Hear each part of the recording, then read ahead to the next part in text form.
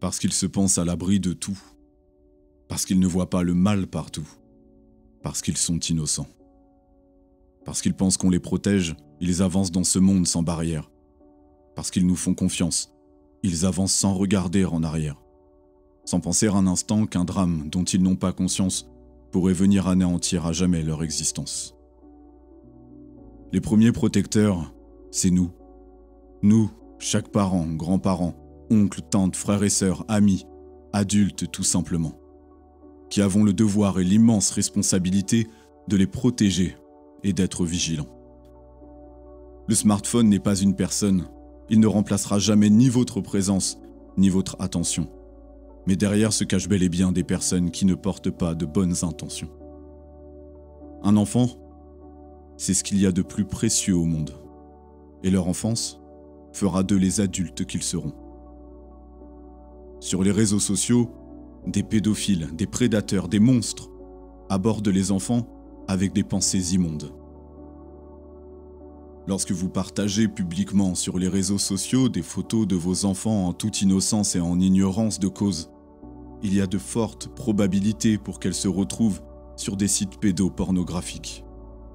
Des sites sur lesquels ils regarderont vos enfants d'une toute autre manière, sur lesquels ils feront des commentaires d'une toute autre nature.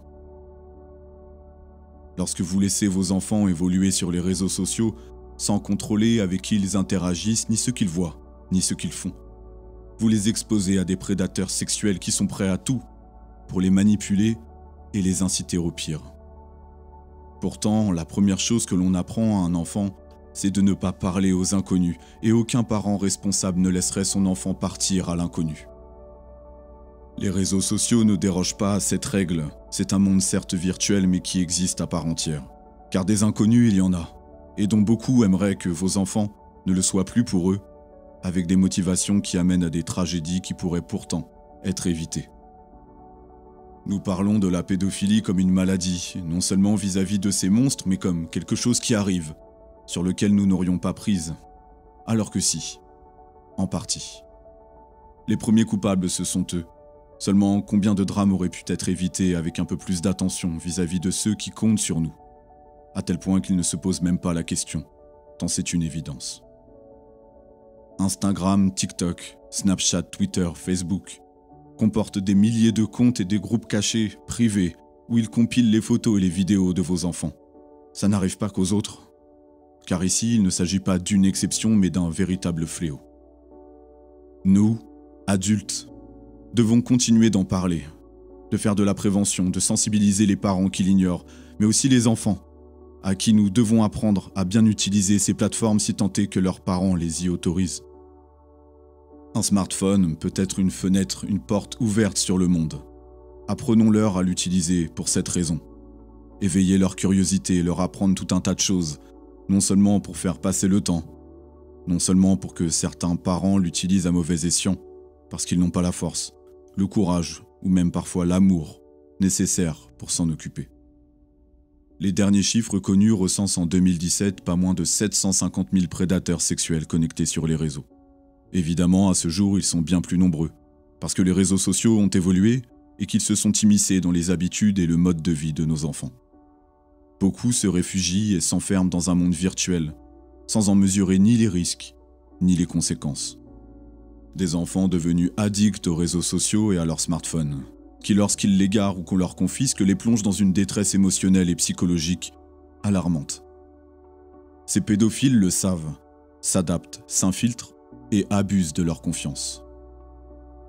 Laura, 12 ans, a ouvert un compte Facebook à l'insu de ses parents.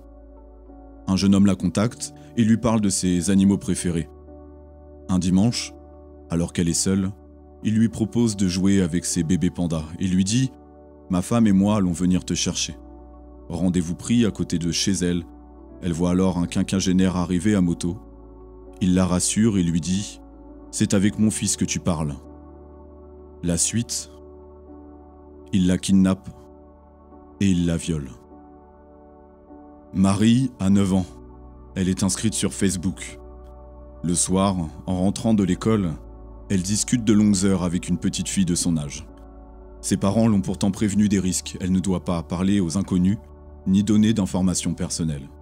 Avec son amie, elle parle de choses dont parlent les petites filles, son école, ses centres d'intérêt, son équipe de basket, la date de son prochain match. Un jour, elle envoie une photo d'elle à cette amie virtuelle, qui lui envoie la sienne en retour. Derrière l'écran, en réalité, un homme d'une 50aine d'années. Après un match de basket, il l'attend à la sortie de son école, affirme être le père de son amie, que cette dernière l'attend chez eux pour jouer.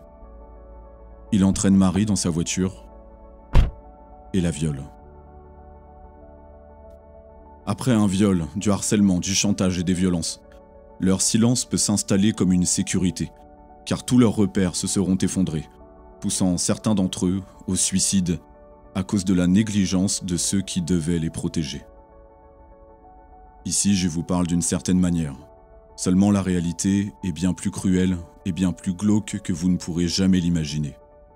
Lorsqu'on se bat contre ce fléau et que nous faisons nos recherches, que nous découvrons certains dossiers qui sont des vies avant d'être des affaires, je peux vous assurer qu'à un moment donné, on s'effondre.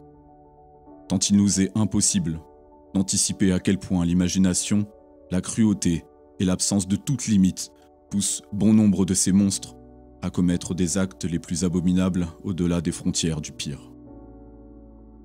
Si vous avez des enfants, des petits-enfants, des neveux, des nièces, ceux de vos amis et de votre entourage, restez vigilants, parlez-en autour de vous. Plus nous en parlerons, plus nous éviterons que cela arrive. J'ai une pensée toute particulière pour les victimes, pour tous ces enfants à qui on a volé la vie. Et si l'un d'entre eux m'écoute, ne reste pas seul et parle-en à un adulte, même si ta confiance en eux a volé en éclats et je le comprends.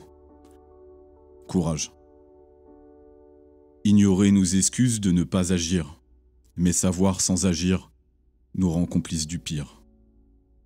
Parlons-en. Parlez-en.